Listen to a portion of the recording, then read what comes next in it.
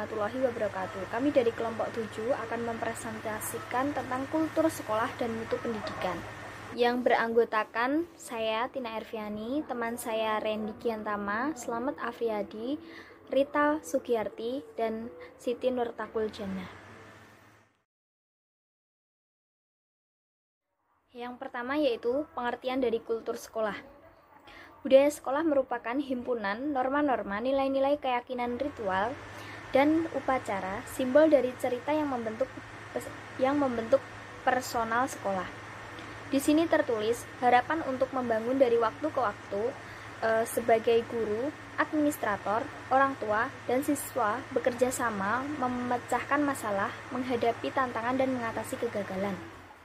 Setiap sekolah memiliki seperangkat harapan tentang apa yang dapat dibahas pada rapat staf, bagaimana teknik mengajar yang baik, dan pentingnya membangun staf.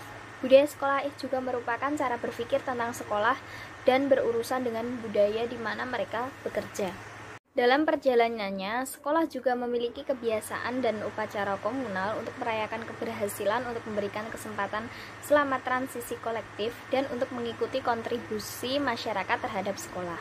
Budaya sekolah juga meliputi simbol dan cerita yang mengkomunikasikan nilai-nilai inti, memperkuat misi, membangun komitmen, dan rasa kebersamaan. Simbol adalah tanda lahiriah nilai.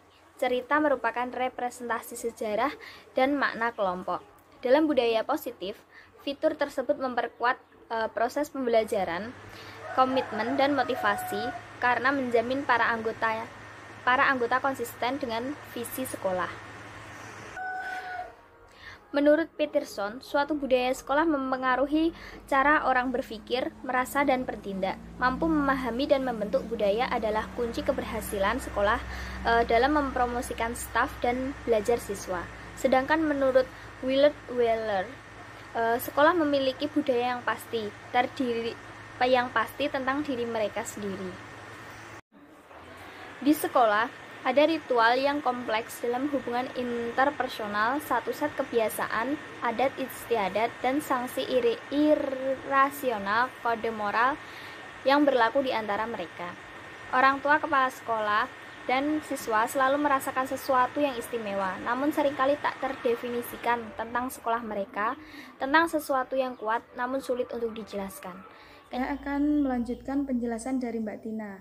Dalam literatur sosiologi, kebudayaan sekolah dimaknai sebagai seperangkat keyakinan, nilai, dan tradisi, cara berpikir dan berperilaku dari institusi-institusi lainnya. Lebih lanjut dikemukakan bahwa kebudayaan sekolah itu memiliki unsur-unsur penting, mulai dari yang konkret dan yang abstrak, yaitu yang pertama, nilai-nilai moral, sistem peraturan, dan iklim kebudayaan sekolah. Yang kedua, pribadi-pribadi sekolah yang terdiri atas guru, siswa, dan tenaga administrasi. Yang ketiga, kurikulum sekolah yang memuat gagasan-gagasan, fakta-fakta yang menjadi keseluruhan program sekolah pendidikan atau program pendidikan. Yang keempat, letak lingkungan dan prasarana fisik, mulai dari gedung sekolah dan perlengkapan lainnya.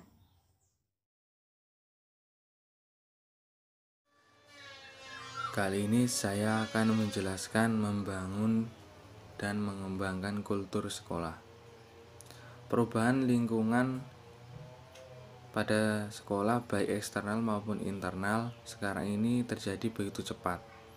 Dengan demikian, tanpa perubahan diri secara tepat dan signifikan pada sekolah tersebut akan tertinggal pelanggan internal dan eksternalnya, mati terlindas oleh roda perubahan. Bagi sekolah hal ini itu adalah tugas yang sangat berat, sebab banyak hal yang perlu dibenahi, baik dari proses pembelajaran, sarana prasarana, dan pengelolaan. Peran kepala sekolah sebagai pemimpin harus berusaha memberikan pengaruh motivasi, mengarahkan semua potensi sekolah yang dianggap penting, sebab kepemimpinan kepala sekolah dapat sebagai pendorong adanya kegiatan dan perubahan. Sebagai manajer kepala sekolah menyadari sebagai target goalnya adalah tingginya kualitas pendidikan yang terjadi di satuan pendidikan yang menghasilkan kualitas belajar peserta didik.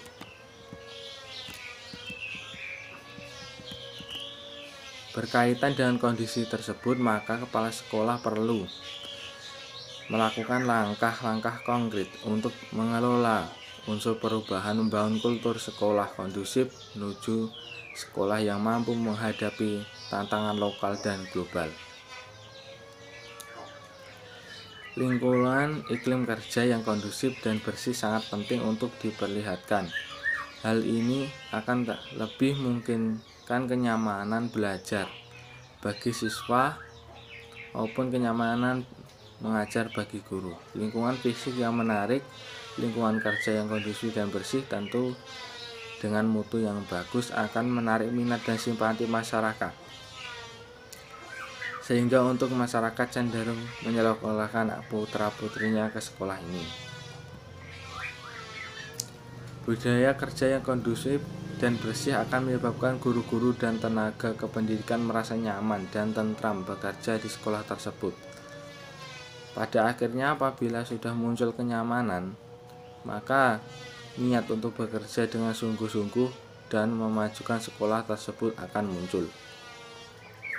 Ketercapaian realisasi program-program tersebut dapat dihasilkan banyak, misalnya mayoritas warga sekolah membuang sampah pada tempatnya dan pembelajaran semua.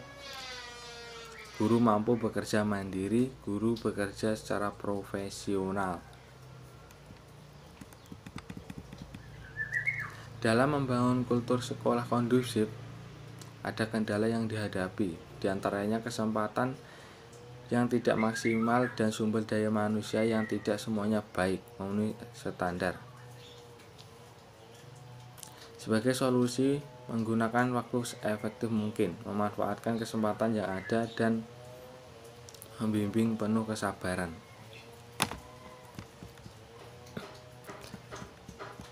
Dalam membangun kultur sekolah kondusif, implementasi prioritas pengembangan didukung oleh strategi berikut: kepemimpinan yang transparan, konsisten, dan mengutamakan kebersamaan, dan mampu memberikan contoh atau teladan yang baik, pengelolaan kelembagaan yang sinergis, efisien, dan produktif, profesionalisme dalam manajemen, partisipasi aktif, menyeluruh, dan terbuka melalui penguatan peran unit-unit dasar, jejaring, dan kemitraan pada tingkat lokal maupun nasional. Lingkungan kerja yang kondusif dan bersih tentu dengan mutu yang bagus akan menarik minat dan simpati masyarakat.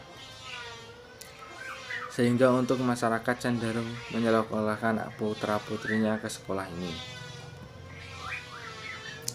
Budaya kerja yang kondusif dan bersih akan menyebabkan guru-guru dan tenaga kependidikan merasa nyaman dan tentram bekerja di sekolah tersebut. Pada akhirnya apabila sudah muncul kenyamanan, maka niat untuk bekerja dengan sungguh-sungguh dan memajukan sekolah tersebut akan muncul. Ketercapaian realisasi program-program tersebut dapat dihasilkan banyak, misalnya mayoritas warga sekolah membuang sampah pada tempatnya dan pembelajaran semua. Guru mampu bekerja mandiri, guru bekerja secara profesional. Dalam membangun kultur sekolah kondusif, ada kendala yang dihadapi, diantaranya kesempatan yang tidak maksimal dan sumber daya manusia yang tidak semuanya baik memenuhi standar.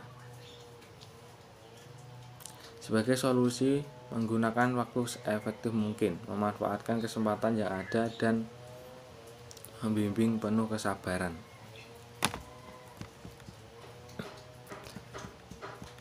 Dalam membangun kultur sekolah kondusif, implementasi prioritas pengembangan didukung oleh strategi berikut: kepemimpinan yang transparan, konsisten, dan mengutamakan kebersamaan, dan mampu memberikan contoh atau teladan yang baik, pengelolaan kelembagaan yang sinergis, efisien, dan produktif, profesionalisme dalam manajemen, partisipasi aktif, menyeluruh, dan terbuka melalui penguatan peran unit-unit dasar, jejaring, dan kemitraan pada tingkat lokal maupun nasional.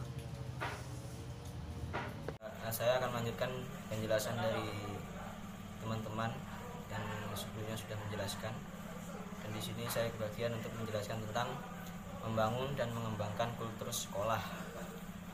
Ya, perubahan di lingkungan sekolah baik eksternal maupun internal sekarang ini terjadi begitu cepat. Maka dengan demikian itu tanpa perubahan diri secara cepat dan signifikan pada sekolah tersebut, maka sekolah tersebut akan ditinggal pelanggan internal dan eksternal, atau yang disebut mati terlindas oleh roda perubahan. Maka dari itu di sini kepala sekolah sangat berperan penting sekali dalam membangun dan mengembangkan kultur sekolah, dikarenakan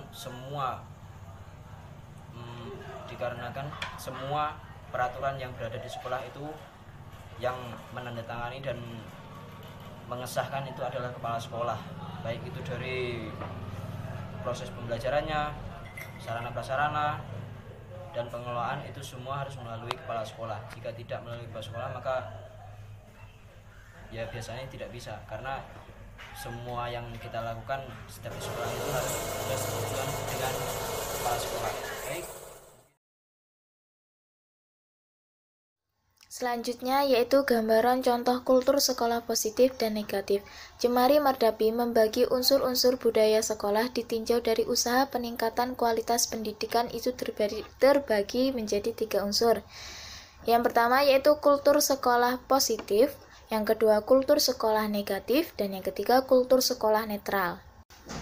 Kultur sekolah positif adalah kegiatan-kegiatan yang mendukung peningkatan kualitas pendidikan, misalnya kerjasama dalam mencapai prestasi, penghargaan terhadap prestasi, dan komitmen terhadap belajar. Selanjutnya yaitu kultur sekolah negatif. Kultur sekolah negatif adalah kultur yang kontra terhadap peningkatan mutu pendidikan. Artinya resisten terhadap perubahan. Contohnya anak-anak tidak mau bertanya, takut salah, dan mereka juga jarang melakukan kerjasama untuk memecahkan sebuah masalah. Yang terakhir yaitu kultur sekolah netral. Kultur sekolah netral ini tidak berfokus pada satu sisi saja, tapi dapat memberikan dampak positif terhadap perkembangan peningkatan mutu pendidikan. Hal ini dapat berupa seperti kegiatan arisan keluarga sekolah, seragam guru, seragam siswa, dan lain-lain. Budaya sekolah terbentuk dari eratnya kegiatan akademik dan kesiswaan. Melalui beragam kegiatan seperti keilmuan, keolahragaan, kesenian, dan lain-lain, itu dapat menyalurkan bakat dan minat masing-masing siswa. Mungkin hanya itu yang dapat kami sampaikan. Apabila ada kurang lebihnya dari kelompok kami mohon maaf yang sebesar-besarnya. Wassalamualaikum warahmatullahi wabarakatuh.